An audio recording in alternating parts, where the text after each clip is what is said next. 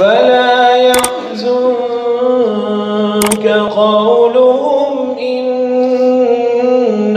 نعلم ما يسرون وما يعلنون أولم ير الإنسان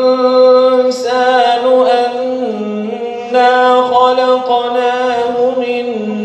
نطفة فإذا هو خصيم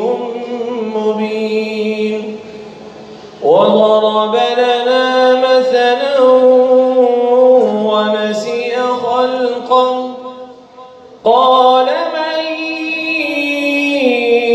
يحيي العظام وهي رميم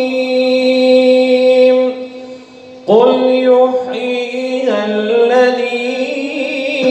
أنشأها أول مرة وهو بكل خلق عليم الذي جعل لكم من الشجر الأخضر نارا فإذا أنتم منه توقدون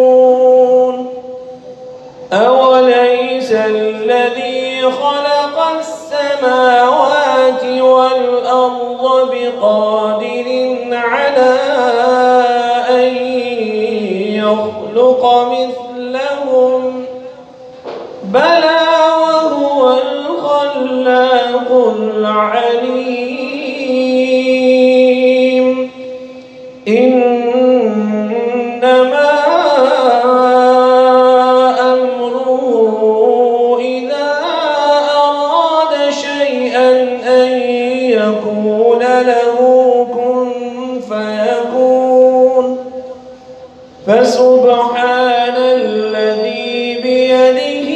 ملكوت كل شيء